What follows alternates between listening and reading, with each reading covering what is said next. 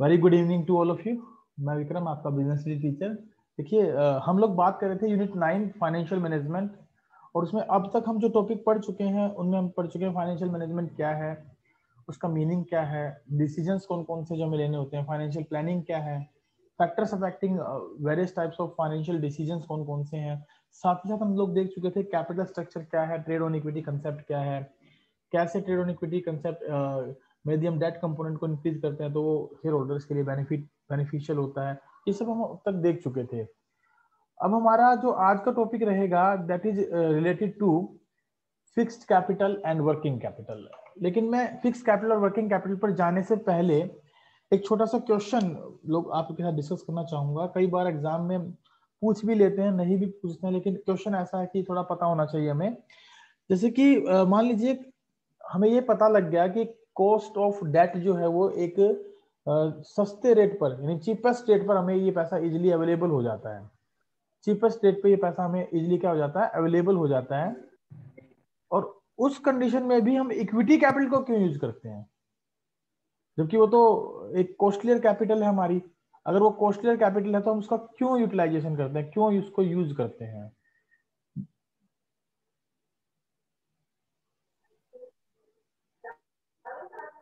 Welcome Aman, I am good, what about you बेटा?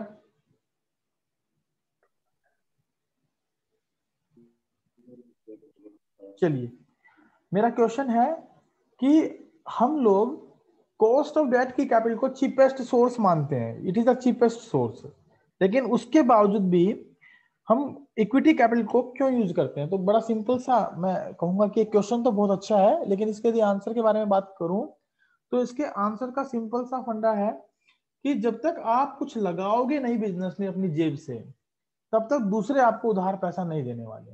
ध्यान रखिएगा। नहीं, कुछ तो आपके पास अपना हो बिजनेस में जिसको कि आप एज ए मोर्गेज के तौर पे रख सकें, प्लेज कर सकें उधार का पैसा लेते हो।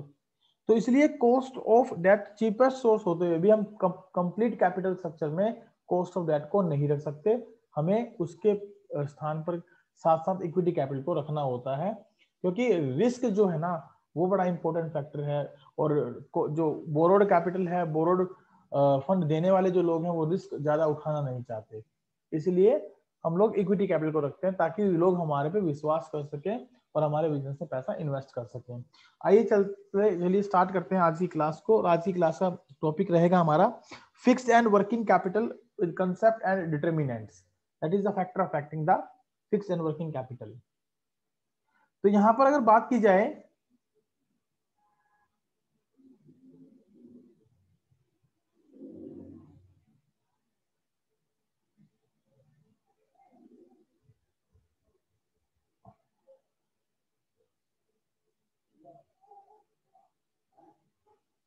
हाँ, यहाँ पर यदि बात की जाए कि भाई फिक्स्ड कैपिटल होती क्या है। देखिए, फिक्स्ड कैपिटल का सिंपल मतलब है investment in long term assets. इसको हम कैपिटल बजटिंग डिसीजन के नाम से भी जानते हैं। ध्यान रखिएगा, फिक्स कैपिटल की रिक्वायरमेंट हमें कहाँ होती है, कैपिटल बजटिंग डिसीजंस में होती है। जब आप कैपिटल का यूटिलाइजेशन करते हैं, यूज करते हैं purchase of fixed assets such as land, building, furniture, etc. In that condition, you need the working capital, that is a fixed capital. आपको फिक्स कैपिटल की जरूरत पड़ती है वहां पर।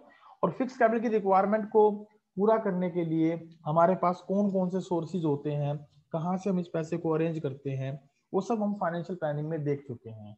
तो आइए स्टार्ट करते हैं इसके फैक्टर्स के ऊपर, इसके पॉइंट्स के ऊपर कि कौन कौन सी बातें हैं जो हमें यहाँ डिस्कस करने की जरूरत है। कुछ ऐसे फैक्टर्स जो कि हमारी फिक्स्ड कैपिटल रिक्वायरमेंट को अफेक्ट करते हैं। तो मैं बात कर रहा था फिक्स्ड कैपिटल के बारे में, होती क्या basically, it refers the investment in long term assets, जहां पर पैसा आप जो है बिल्डिंग, प्लांट, मशीनरी वगैरह में इन्वेस्ट करते हैं। और इनको बेसिकली जो इस प्रकार की कैपिटल रिक्वायरमेंट होती है, ऐसी कैपिटल रिक्वायरमेंट के लिए हम बेसिकली कहते हैं कि हमें इनको कैपिटल बजटिंग डिसीजन के नाम से भी जानते हैं। Capital budgeting decision, capital budgeting decision में होता क्या है, यही तो करते हैं हम लोग कि लॉन्ग टर्म एसेट्स में पैसा कैसे इन्वेस्ट करेंगे, किस तरीके से करेंगे, कितना पैसा इन्वेस्ट करेंगे। So fixed capital refers to the capital which is used for purchase of fixed assets such as land, building, machinery, furniture, etcetera. So there are different factors which affecting the requirement of fixed capital. Out of that first factor is nature of business. देखिए, अगर business के nature के बारे में बात की जाए तो सबसे पहले तो बात करते हैं बिजनेस का नेचर क्या है। बिजनेस के नेचर हम बेसिकली दो प्रकार से रखते हैं, या तो बिजनेस हमारा मैन्युफैक्चरिंग नेचर का है, या बिजनेस हमारा प्रोवाइडिंग द सर्विसेज है, या ट्रेडिंग नेचर का है।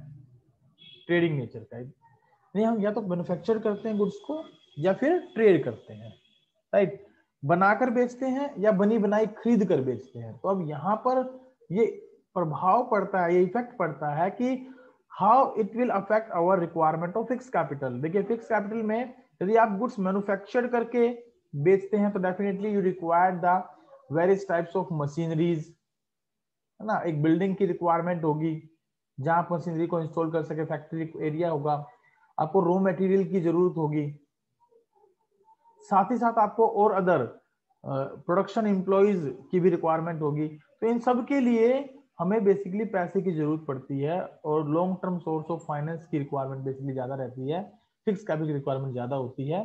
तो यदि आपका बिजनेस का नेचर मैन्युफैक्चरिंग नेचर का है तो definitely the fix capital requirement will be high, वहां पर फिक्स कैपिटल रिक्वायरमेंट आपकी बढ़ेगी और ज्यादा रहेगी।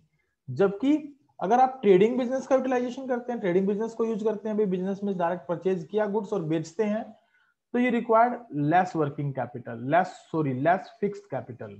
वहां पर आपको लेस फिक्स्ड कैपिटल की रिक्वायरमेंट रहेगी कंपैरेटिवली टू मैन्युफैक्चरिंग बिजनेस। वहां पर फिक्स्ड कैपिटल की रिक्वायरमेंट घट जाती है, क्योंकि आपको किसी प्रकार की कोई मशीनरी नहीं लगानी पड़ती, किसी प्रकार का कोई बिल्डिंग वगैरह रेंट पे नहीं लेना पड़ता। जो भी है आप इसको अपने घर से भी स्टार्ट कर सकते हैं ट्रेडिंग बिजनेस को। तो वहां पर केवल ट्रेडिंग के लिए आपको प्रोडक्ट परचेज करना है, साथ साथ उसको आपको बेचना है। तो इसलिए जब भी बिजनेस की नेचर के बारे में बात आई तो ये दो बातें आप वहां इन्वॉल्व करके चलेंगे, ठीक है। एक तो मैन्युफैक्चरिंग नेचर का और दूसरा ट्रेडिंग नेचर का। दूसरा पॉइंट है आपका स्केल ऑफ ऑपरेशंस। जब आप बात करते हैं स्केल ऑफ ऑपरेशन की, तो here scale standing for the level, at which level you are producing the goods, top level, middle level और lower level, है ना। मतलब इट मींस कि आप हाईएस्ट प्रोडक्शन करते हैं, ज्यादा प्रोडक्शन करते हैं, या एवरेज प्रोडक्शन करते हैं, या लोअर लेवल यानी कम से कम प्रोडक्शन करते हैं। तो स्केल ऑफ ऑपरेशंस क्या है। दूसरी बात, आपका काम किस लेवल का है, हाई लेवल का है, लो लेवल का है, या एवरेज का है, यानी कि आपका जो एरिया है वो कितना एक्सपेंडेड है। अगर आपकी बिजनेस एक्टिविटी लार्ज है, स्प्रेड है, फैली हुई है, काफी जो है ना जगह पर आपका बिजनेस ऑपरेट होता है, तो in that condition you required high fix capital. आपको फिक्स कैपिटल की रिक्वायरमेंट ज्यादा होती है, ध्यान रखिएगा उस कंडीशन के अंदर, यदि बिजनेस की एक्टिविटीज लार्ज लेवल पर स्प्रेड है। यदि बिजनेस की एक्टिविटी स्मॉल स्केल पर है तो you required less working capital, sorry less fix capital. तो उस कंडीशन में आपको कम जो है ना फिक्स कैपिटल की रिक्वायरमेंट रहती है। तो स्केल ऑफ ऑपरेशन पर डिपेंड करता है कि फिक्स कैपिटल की रिक्वायरमेंट कैसी होगी हमारी। Choice of technology. अब टेक्नोलॉजी को हम बेसिकली दो तरीके से पढ़ते हैं कि भाई यदि आप मॉडर्न टेक्नोलॉजी यूज कर रहे हैं या आप ट्रेडिशनल टेक्नोलॉजी यूज कर रहे हैं, ये देखना होता है। यदि आप मॉडर्न टेक्नोलॉजी का यूज करना चाहते हैं तो you required more fixed capital, आपको ज्यादा फिक्स कैपिटल की जरूरत पड़ेगी।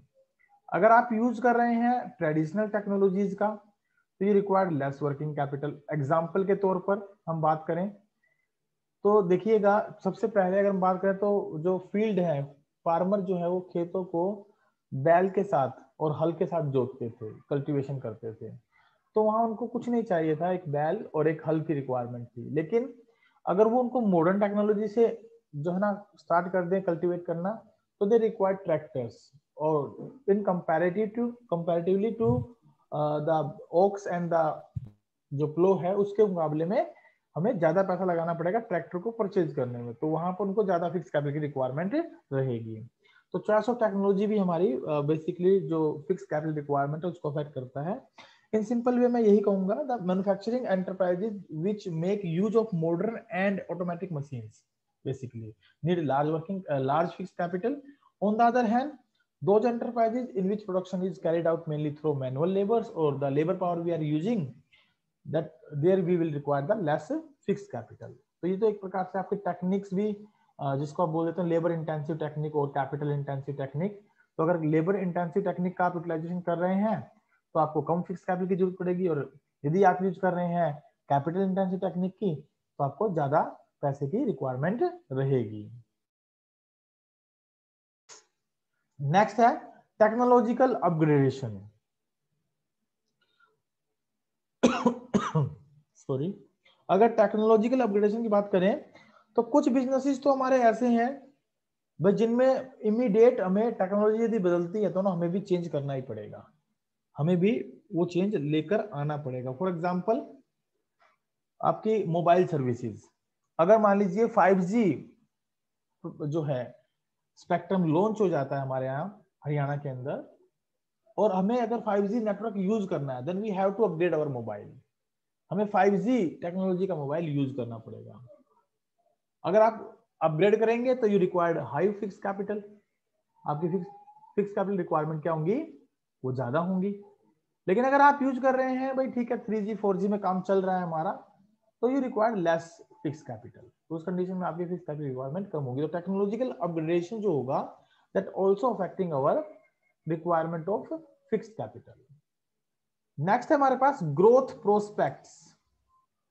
अब ग्रोथ को यदि आप देखें, if you want to grow more and more then definitely you require more land and building, more plant and machineries, and that will require more fixed capital। अगर आपके सामने ग्रोथ प्रोस्पेक्टस नहीं है, ग्रोथ प्रोस्पेक्ट्स नहीं है, तो उस condition में आप क्या करेंगे, आपको लेस वर्किंग कैपिटल की जरूरत पड़ेगी। पॉसिबिलिटी ज्यादा है, ज्यादा फिक्स कैपिटल की जरूरत पड़ेगी। पॉसिबिलिटी ज्यादा है तो ये रिक्वायर्ड मोर फिक्स कैपिटल, अगर पॉसिबिलिटीज कम है तो रिक्वायर्ड लेस फिक्स कैपिटल। ये पार्टिकुलरली हमको जब एग्जाम में लिखनी होगी तो ऐसे ही एक्सप्लेन करने, ध्यान रखिए ऐसे ही लिखना है। मैं आपको सिंपल एक बात पहले ही बताता रहा हूं कि you need to follow the point to point method. ठीक है, जब भी आप आंसर देने बैठे क्वेश्चन का और इस तरीके का क्वेश्चन आ जाए आपके सामने 6 नंबर में आएगा, अगर ऐसा क्वेश्चन आएगा कि what do you mean by fix capital and explain the different factors affecting requirement of fix capital, तो 1 नंबर में आप मीनिंग बताएंगे और बाकी 5 नंबर में आप पहले पॉइंट्स लिखेंगे और फिर उनको एक्सप्लेन करेंगे। और एक्सप्लेनेशन जितना ज्यादा डायग्रामेटिकली वे से करोगे उतना आपको बेनिफिशियल होगा। लाइनें लिखने से मतलब मत रखना, क्योंकि लाइनें लिखी हुई हो सकता है समझ में आए या ना आए, लेकिन डायग्राम अगर आपने बना दिया या आपने सिंबॉलिकली प्रेजेंट कर दिया तो वो ज्यादा अच्छे से क्लियर होगा एग्जामिनर को। और जनरली ऐसा होता है कि एग्जामिनर ऐसी चीजों को देखकर नंबर ज्यादा देने की कोशिश करते हैं। नेक्स्ट पॉइंट है हमारा डाइवर्सिफिकेशन।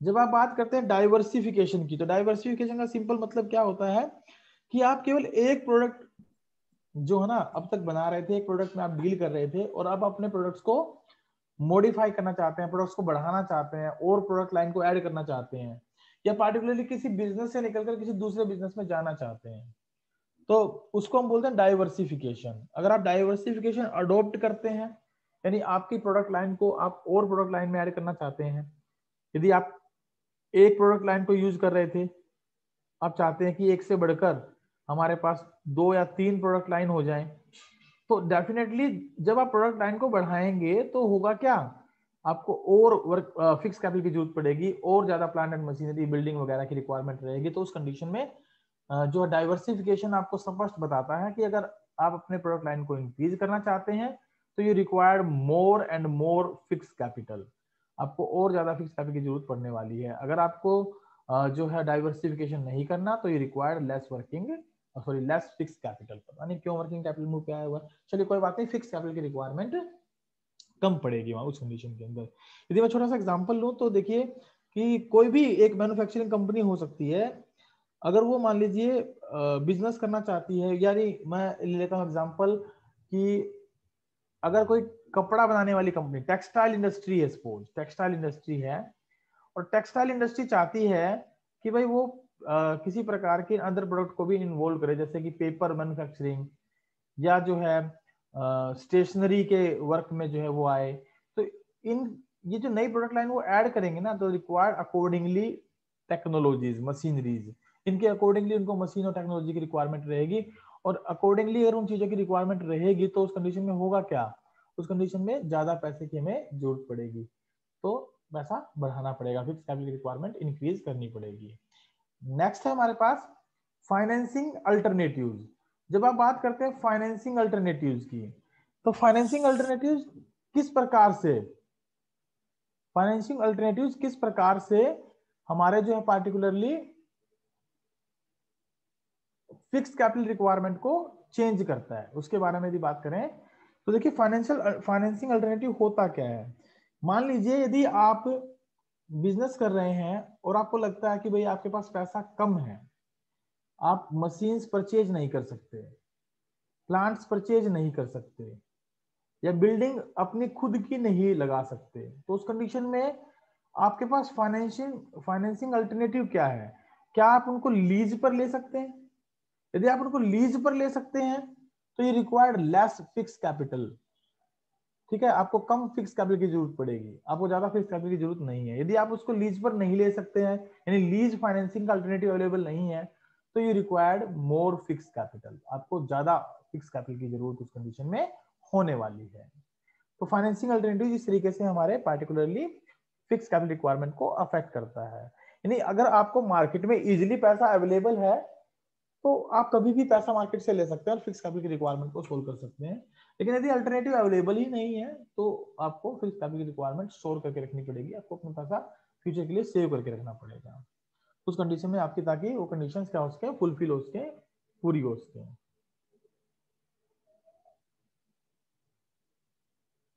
नहीं मैं यहाँ पर अगर बात करूं तो देखिए एक बच्चे का क्वेश्चन आया है सर कि फाइनेंसिंग अल्टरनेटिव में क्या हम लीज फाइनेंसिंग को ही शामिल करते हैं? ना, it is a kind of ना एग्जाम्पल। अगर मैं इसको एग्जाम्पल में डाल दूं तो एक एग्जाम्पल है, लेकिन बेसिकली हम जैसे इक्विटी शेयर कैपिटल है, प्रेफरेंस शेयर कैपिटल है, डिबेंचर्स हैं, बॉन्ड्स हैं, पब्लिक डिपॉजिट्स हैं, पब्लिक बोरोइंग्स हैं, these all are also the part of our financing alternatives. लेकिन ये फाइनेंसिंग अल्टरनेटिव्स में एक और हमने फाइनेंसिंग अल्टरनेटिव को ऐड किया, वो है हमारा लीज फाइनेंसिंग, जिसमें हम करते क्या है, we will utilise the fixed assets, we will utilising the fixed assets without purchasing it. क्योंकि परचेज करने पे हमें डायरेक्ट पैसा जो है ना लगाना पड़ेगा, और अगर वो पैसा हम वहां लगा देते हैं तो डेफिनेटली वहां पर आपको फिक्स कैपिटल की रिक्वायरमेंट बढ़ती है। लेकिन अगर लीज पर लेते हैं then you have to make the payment of interest. तो उस कंडीशन में क्या होगा कि आप केवल इंटरेस्ट में या रेंट में अपना काम चला लेंगे, और अगर आपका बिजनेस नहीं भी चलता तो you can easily refund that machinery, that building और प्लांट एंड मशीनरी। लेकिन अगर खुद का पैसा आपने लगा लिया तो क्या होगा कि जनरली कैपिटल बजटिंग डिसीजन के बारे में ये बात हो रही है, तो वहां पर वो डिसीजन क्या होते हैं, इरिवर्सेबल होते हैं। तो यदि डिसीजन इरिवर्सेबल होंगे तो you have to bear loss, a huge loss. So that's why the factor financing alternatives is affecting our requirement of fixed capital in the way कि भाई इसको हम कैसे यूटिलाइज कर सकते हैं, कैसे इसको अंडरस्टैंड कर सकते हैं। तो आपको ये बात क्लियर हुई होगी। चलिए नेक्स्ट पॉइंट है आपके सामने, level of collaboration. Level of collaboration, देखिए लेवल ऑफ कोलाबरेशन क्या होता है कि बड़ा इजी सा एग्जांपल और सिंपल सा एग्जांपल आप अपने रूटीन लाइफ में देखते ही हैं, एटीएम्स मशीन का। देखिए अगर मेरे पास पीएनबी का बैंक अकाउंट है और पीएनबी का एटीएम है, लेकिन मैं कहीं बाहर हूं और वहां मुझे पीएनबी का एटीएम नहीं मिल रहा, तो उस कंडीशन में जो अदर बैंक्स के एटीएम है मैं उनका यूटिलाइजेशन कर सकता हूं। तो उस कंडीशन में हुआ क्या, पीएनबी को सेपरेटली अपना जो एटीएम है वहां इंस्टॉल करने की जरूरत नहीं हुई, जिससे उसकी फिक्स कैपिटल रिक्वायरमेंट क्या हो जाएंगी, कम हो जाएंगी, और वो कोलाबरेट कर लेगी उस बैंक के साथ जो वहां जिनके वहां एटीएम अवेलेबल है। वो comparatively to installing a new ATM of the same organisation उससे सस्ता पड़ेगा उनके साथ कोलैबोरेट करना। तो कोलैबोरेशन बेसिकली क्या है, seeking the help of other organisation. Collaboration को हम क्या कह सकते हैं, seeking the help of other organisation to organise the business, to run the business, और टू आप कह सकते हैं कि भाई जो एक्टिविटीज हैं उसको स्मूथली रन करने के लिए हमें उनकी रिक्वायरमेंट, हमें कोलैबोरेशन की रिक्वायरमेंट रहती है। और कोलैबोरेशन यदि आप कर पाते हैं तो you required less fix capital, अगर कोलैबोरेशन नहीं हो पाता है तो you required more fix capital. तो ये डिपेंड करता है कि if you are following the collaboration you required less fix capital, if you are not following the collaboration you required more fix capital. Hope so ये जो point मैंने discuss किए आप लोगों के साथ क्लियर है, factor affecting requirement of fix capital. इसी से रिलेटेड है हमारा कैपिटल बजटिंग। छोटा सा टॉपिक है, बेसिकली सिलेबस में ये नहीं है, लेकिन एक छोटा सा पॉइंट रखेंगे बस और उसको देखकर खत्म करेंगे और नेक्स्ट वर्किंग कैपिटल पर चलेंगे तुरंत। कैपिटल बजटिंग डिसीजन हमसे वैसे पूछा जा सकता है, इसको हम क्या बोलते हैं, लॉन्ग टर्म इन्वेस्टमेंट डिसीजन। होते क्या है वो डिसीजन जो कि बेसिकली लिए जाते हैं investment in fixed asset that yield income for a series of year, it needs cost benefit analysis. इसको किस चीज की रिक्वायरमेंट होती है? कॉस्ट बेनिफिट एनालिसिस की रिक्वायरमेंट होती है। हाँ बिल्कुल, मैं आपके क्वेश्चन का भी 1 मिनट में आंसर देता हूं। मैंने क्वेश्चन रीड कर लिया आपका और मैं ले चलता हूं आपको एक बार उस क्वेश्चन पर। चलिएगा, देखिए एक पॉइंट यहाँ बच्चे ने पूछा है कि सर टेक्नोलॉजी अपग्रेडेशन कैसे हमारी फिक्स कैपिटल रिक्वायरमेंट को अफेक्ट करता है। तो मैं सिंपल सी बात रखूंगा इसके बारे में कि मैंने एक एग्जांपल दिया 5G टेक्नोलॉजी का, ठीक है ना, इंटरनेट की उसमें हम 5G को यूज करना चाहते हैं और now we are using the mobile of 4G technology. तो डेफिनेटली 5G टेक्नोलॉजी को मैं केवल तभी यूज कर पाऊंगा जब मैं अपने इस ओल्ड मोबाइल को न्यूअर मोबाइल में कन्वर्ट कर लूंगा। तो यदि ऐसा है कि भाई आपको जो है ना सर्विस सेक्टर में, बेसिकली मोबाइल सेक्टर में या टेलीफोनिक कम्युनिकेशन सेक्टर में ऐसा होता है कि अगर आप अपने आप को आगे रखना चाहते हैं तो you need to immediate change your technology. तो उस कंडीशन में जो टेक्नोलॉजी है वो हमारी फिक्स कैपिटल रिक्वायरमेंट को चेंज कर देता है, यानी उसको बढ़ा देता है, इंक्रीज कर देता है। होप सो ये आपको क्लियर होगा। चलिए अब आगे चलते हैं। डिसीजन जो भी हम इन्वेस्टमेंट से रिलेटेड लेते हैं, जो यील्ड सीरीज ऑफ ईयर्स कमाने में मदद करता है, उसे हम बोलते हैं कैपिटल बजटिंग डिसीजन। और ये कॉस्ट बेनिफिट एनालिसिस को बेसिकली फॉलो करता है कि भाई लागत कितनी है और उससे बेनिफिट कितने हमें जनरेट हो रहे हैं। अगर बेनिफिट ज्यादा है, बेनिफिट क्या है, ग्रेटर देन है regarding to the cost, then only we will say that the decision is fruitful. Decision जो है वो हमारे लिए बेस्ट है, बेनिफिशियल है। नेक्स्ट है importance of capital budgeting decision. अब कैपिटल बजटिंग डिसीजन की इंपॉर्टेंस के बारे में बात करें तो पहली इंपॉर्टेंस है long term growth and effect, large amount of funds involve, risk involve, irreversible decision. तो यहाँ एक क्वेश्चन बनता है कि capital budgeting decisions basically are very hard to take. Why? So regarding to this you can give the answer if they involve the risk and they are irreversible decision and as well as required large amount of fund involvement. तो ये 3 basic बातें हैं जो ये बात लेने में हमें थोड़ा सा कठिनाई महसूस कराएंगे कि भाई कैपिटल बजटिंग डिसीजन लें या ना लें। तो ये जो 3 पॉइंट है, ये 4 पॉइंट है, इनको आप नोट करके रखेंगे ताकि आपके सामने एक ऐसा क्वेश्चन आ जाए तो आप उसको इजीली एक्सप्लेन कर सकें। या फिर क्वेश्चन आ जाता है explain the capital budgeting decisions, तो उस कंडीशन में दोनों बातें रखेंगे, मीनिंग भी और इसकी इंपॉर्टेंस भी। आइए चलते हैं वर्किंग कैपिटल पर।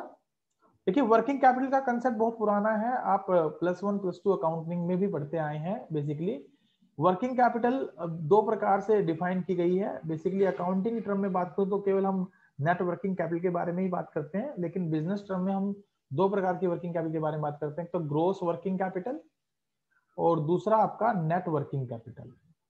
जब भी आप बात करते हैं ग्रोस वर्किंग कैपिटल के बारे में तो you will considering your total current assets, जितनी भी करंट एसेट्स होती हैं उन सब का टोटल जो होता है, total, that is to be known as gross working capital. उसे हम ग्रोस वर्किंग कैपिटल के नाम से जानते हैं। और नेट वर्किंग कैपिटल होती है आपकी करंट एसेट्स जितनी भी हैं माइनस में current liabilities, that will be equal to your net working capital. वो आपकी नेट वर्किंग कैपिटल के नाम से जानी जाती है। ये कंसेप्ट है बेसिकली। होती क्या है, the capital which is required for day to day operations और required to invest in the short term assets of the business. जो शॉर्ट टर्म एसेट्स होती है बिजनेस की, उनमें जो पैसा इन्वेस्ट करते हैं उसके लिए जो मनी की रिक्वायरमेंट होती है that is called working capital. The portion of total capital which is invested in short term assets of the business, that is to be known as working capital. Working capital को के concept को समझें तो ये 2 प्रकार का है, gross working capital and net working capital. Gross working capital में हम लोग क्या करते हैं, करंट एसेट्स को इन्वॉल्व करते हैं, सारी की सारी जितनी भी हमारी करंट एसेट्स होती हैं। और नेट वर्किंग कैपिटल में अगर बात करें तो हम लोग बात करते हैं current assets minus current liabilities की। करंट एसेट्स में से करंट लायबिलिटीज को माइनस कर देते हैं तो वो हमारे सामने निकल कर आती है क्या, नेट वर्किंग कैपिटल।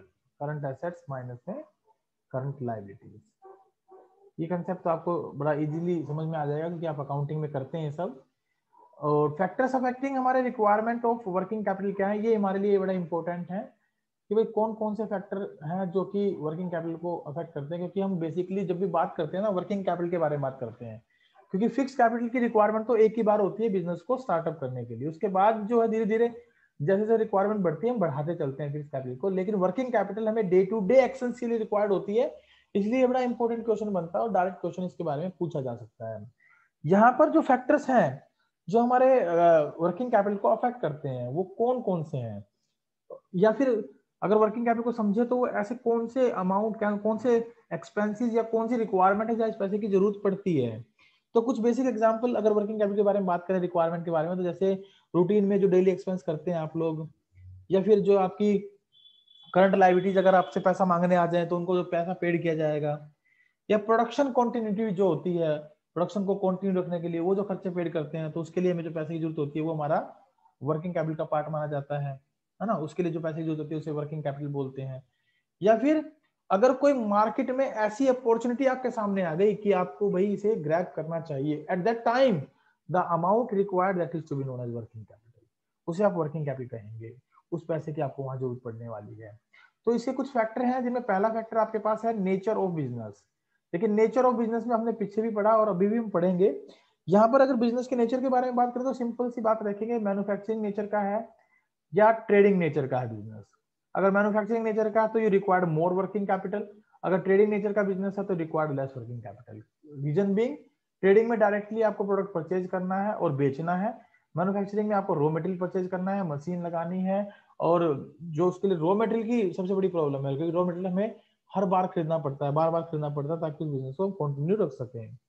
तो मेजरली जहां पर आपको रॉ मटेरियल की जरूरत पड़ेगी वहां ज्यादा वर्किंग कैपिटल की जरूरत पड़ेगी, जहां रॉ मटेरियल की जरूरत कम होगी वहां वर्किंग कैपिटल की रिक्वायरमेंट कम रहेगी। और इससे भी कम रहेगी कहां पर, सर्विस इंडस्ट्रीज के अंदर। देखिए जो सर्विस इंडस्ट्रीज होती है वहां तो हमें स्टॉक भी मेंटेन नहीं करना होता, रीजन बीइंग वहां तो हमें स्टॉक भी मेंटेन नहीं करना होता। और जब स्टॉक मेंटेन ही नहीं करना तो फिर कैसी वर्किंग कैपिटल की जरूरत, वहां तो केवल सर्विसेज देनी है and they are to be provided at only when then they required. For example अगर मुझे मान लीजिए यहाँ से जो है ना देहरादून जाना है, तो उसी कंडीशन में मुझे क्या चाहिए, ट्रांसपोर्ट सर्विस चाहिए। अदरवाइज ट्रांसपोर्ट सर्विस की मुझे रिक्वायरमेंट ही नहीं है। तो बिजनेस के अंदर भी सर्विस सेक्टर यदि है तो प्रोडक्शन जब डिमांड आती है केवल तभी पैसे की जरूरत पड़ती है, अदरवाइज पैसे की कोई जरूरत नहीं है। डिमांड होने पर, डिमांड ना होने पर प्रोडक्शन करने की भी जरूरत नहीं है, और प्रोडक्शन करने की जरूरत नहीं है तो किसी प्रकार का कोई इन्वेंट्री स्टॉक करने की जरूरत नहीं है, क्योंकि ये स्टॉक हो नहीं सकती सर्विस बेसिकली। नेक्स्ट पॉइंट है आपका scale of operations. Scale of operations की बात करें तो भाई ये वही पॉइंट है कि बिजनेस आपका लार्ज स्केल पर है या बिजनेस आपका स्मॉल स्केल पर है, यानी कि बिजनेस की एक्टिविटी आपकी लार्ज स्केल एक्टिविटी है या स्मॉल स्केल एक्टिविटी है। अगर ये लार्ज स्केल एक्टिविटी है तो definitely required more working capital. यदि आपका बिजनेस स्मॉल स्केल पर है ज्यादा पैसे की जरूरत आपको पड़ेगी नहीं, क्योंकि स्मॉल ऑर्गेनाइजेशन में वर्किंग कैपिटल रिक्वायरमेंट कम हो जाती है। बिजनेस साइकिल, अब बिजनेस साइकिल हमारे लिए एक इंपॉर्टेंट फैक्टर है। देखिए बिजनेस साइकिल हमारे लिए क्या है, एक इंपॉर्टेंट फैक्टर है, क्योंकि बेसिकली होता क्या है बिजनेस के अंदर, अप्स एंड डाउन चलते रहते हैं, अप्स एंड डाउन चलते रहते हैं। कभी हमारे सामने क्या होगा, बूम का पीरियड होगा, कभी हमारे सामने डिक्लाइनिंग चलेगी, फिर डिप्रेशन में आ जाएंगे, फिर इंप्रूवमेंट होनी स्टार्ट होती है, फिर हम दोबारा बूम पीरियड में आ जाते हैं, और ये साइकिल इसी तरीके से चलती रहती है। तो ये साइकिल में जितना लंबा हमारा ये डिप्रेशन का पीरियड होगा या डिक्लाइनिंग फेज होगा उतना ही हमें कम वर्किंग कैपिटल की जरूरत पड़ती है, क्योंकि वहां डिमांड तो होती नहीं प्रोडक्ट की। और बूम पीरियड में हमारी डिमांड बढ़ जाती है, बूम पीरियड में हमारी डिमांड क्या हो जाती है, बढ़ जाती है। तो बूम पीरियड में you required more working capital, आपको ज्यादा वर्किंग कैपिटल की जरूरत पड़ेगी अगर बूम पीरियड है तो। और यदि डिप्रेशन का फेज चल रहा है, डिप्रेशन का फेज है, तो you required less working capital. तो आपको उस कंडीशन में वर्किंग कैपिटल की रिक्वायरमेंट कम होने वाली है। तो होप सो ये पॉइंट आपको अच्छे से क्लियर होगा। नेक्स्ट पॉइंट हमारा सीजनल फैक्टर्स। अब सीजनल फैक्टर्स की बात करें तो देखिए बड़ी सीधी सी बात है, सर्दी के मौसम में आपको डिमांड रहती है आपके सबसे ज्यादा गर्म कपड़ों की, तो उस पार्टिकुलर जो सीजन में आपको वर्किंग कैपिटल की रिक्वायरमेंट क्या होगी, ज्यादा होगी, क्योंकि उसके लिए आपको एडवांस में जो है ना अरेंजमेंट्स करके रखने पड़ेंगे, एडवांस में उस प्रकार का स्टॉक मेंटेन करके रखना पड़ेगा जो आपको सीजन में रिक्वायर्ड है। और अगर सीजनल फैक्टर नहीं है तो डेफिनेटली डिमांड भी आपके प्रोडक्ट की कम रहेगी, और डिमांड यदि कम रहेगी तो वहां वर्किंग कैपिटल की रिक्वायरमेंट भी कम रहेगी। इसको समझ सकते हैं कि कुछ प्रोडक्ट ऐसे होते हैं जो पूरे साल डिमांड में रहते हैं, तो उनका प्रोडक्शन रुकता नहीं है, सेल रुकती नहीं है और रेगुलरली होती रहती है, तो उस कंडीशन में वर्किंग कैपिटल की रिक्वायरमेंट ज्यादा होंगी। और कई बार ऐसा होता है कि एक बार जो प्रोडक्ट हमने परचेज कर लिया वो आने वाले पूरे साल तक जो है ना सफिशिएंट होता है, पूरे साल उसकी रिक्वायरमेंट दोबारा नहीं होने वाली है, तो वहां हमें वर्किंग कैपिटल रिक्वायरमेंट कम रहेगी। तो बिजनेस में ऐसा बेसिकली देखने को मिलता है। प्रोडक्शन साइकिल, अब ये जो है हमारी प्रोडक्शन साइकिल को डिनोट करता है ये फिगर जो हमने यहाँ लिया है, जिसमें आपके पास जो कैश की अवेलेबिलिटी होती है उससे आप क्या करते हैं बेसिकली अपना क्रेडिटर्स क्रिएट करते हैं, क्योंकि आप उधार में सामान खरीदते हैं तो कुछ नगद देते हैं, कुछ उधार में भी लेते हैं, और उसके बाद उसको आप इन्वेंट्री में कन्वर्ट करते हैं, और इन्वेंट्री में कन्वर्ट करने के बाद उसको आप सेल करते हैं तो डेटर्स में कन्वर्ट होता है, और डेटर्स में कन्वर्ट होने के बाद होता क्या है, फिर वो आपको दोबारा कैश में, यानी कि इस पूरे प्रोसेस में जितना समय लगेगा और ये प्रोडक्शन साइकिल जितनी लंबी होगी उतना ही आपको वर्किंग कैपिटल की रिक्वायरमेंट ज्यादा होगी, और जितना ये छोटा पीरियड होगा उतना ही आपको वर्किंग कैपिटल की रिक्वायरमेंट कम होने वाली है। ठीक है, देखिए प्रोडक्शन साइकिल क्या है, it means the time involved in converting raw material into finished goods and longer this period more will be the time for which the capital remain blocked in raw materials in semi manufacture products, है ना, जितना लंबा period होगा उतना ज्यादा पैसा हमारा block रहेगा, और ब्लॉक रहेगा तो ज्यादा वर्किंग कैपिटल की जरूरत पड़ेगी, और जितना कम साइकिल का पीरियड होगा उतना जल्दी वो पैसा हमारा कन्वर्ट होगा कैश में, और हमें कम वर्किंग कैपिटल की जरूरत होने वाली है। तो longer the period, longer the production cycle, more working capital will be required. Shorter the working production cycle, we require less working capital. ये दो बातें इसमें बेसिकली हमें समझने की है। नेक्स्ट है क्रेडिट अलाउड। अब यदि आप उधार में सामान बेचते हैं और उधार का पैसा आपका 2 महीने 3 महीने में रिकवर्ड होता है, तो इन दैट कंडीशन क्या होगा, आपको ज्यादा वर्किंग कैपिटल की जरूरत पड़ेगी। लेकिन अगर आप सामान नगद ही बेचते हैं, उधार का पीरियड अलाउड ही नहीं करते हैं, उधार में सामान देते ही नहीं है, तो आपको वर्किंग कैपिटल की रिक्वायरमेंट कम रहेगी, क्योंकि कैश में सेल हो रही है, कैश ऑटोमेटिकली आपके पास आ रहा है। ऐसे एक अमाउंट होता है, एक वर्ड होता है हमारा क्रेडिट अवेल्ड, ये तो हम अलाउड करते हैं, ये हमारा अवेल्ड है। अवेल्ड का मतलब होता है कि भाई पैसा अगर हम उधार मार्केट से लेते हैं सामान तो हम कितने समय बाद पैसा पेड करेंगे, तो ये पीरियड जितना लंबा होगा उतना आपके लिए बेनिफिशियल होगा, उतना कम वर्किंग कैपिटल की जरूरत पड़ेगी। आइए चलते हैं, ये है हमारा क्रेडिट अवेल्ड। क्रेडिट अवेल्ड का मतलब है जितना ये लॉन्गर पीरियड होगा, जितना लॉन्ग समय बाद आप पैसा वापस करते हैं मार्केट में, उतनी वर्किंग कैपिटल की रिक्वायरमेंट आपको कम रहती है, और जितना ये शॉर्टर पीरियड होता है उतनी ही वर्किंग कैपिटल की रिक्वायरमेंट आपको ज्यादा रहती है। राइट, नेक्स्ट पॉइंट है आपका ऑपरेटिंग एफिशिएंसी। देखिए ऑपरेटिंग एफिशिएंसी क्या है, ऑपरेटिंग एफिशिएंसी का मतलब होता है कि कोई भी काम आप करते हैं बिजनेस के अंदर तो उसको कंप्लीट होने में क्या समय लगता है।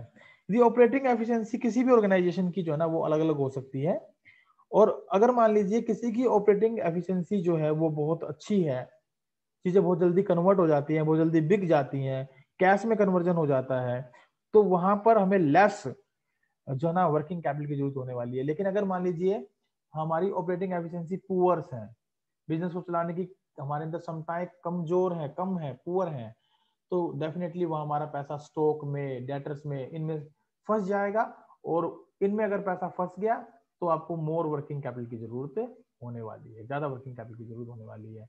अगर ये गुड है तो you required less working capital. अगर ये पोजीशन कैसी है, गुड है, अच्छी है हमारी एफिशिएंसी, तो we required less working capital, क्योंकि पैसा साथ साथ हमें रिकवर्ड हो रहा है।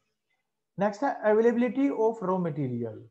अब मार्केट में यदि रॉ मटेरियल इजीली अवेलेबल हो जाता है तो you required less working capital, easily available हो जाता है। लेकिन अगर आपको मान लीजिए वर्किंग रॉ मटेरियल जो है ना इजीली अवेलेबल नहीं होता, आपको स्टॉक करके रखना पड़ता है, तो in that condition you required more working capital, आपको ज्यादा वर्किंग कैपिटल की वहां पर क्या होने वाली है, जरूरत होने वाली है।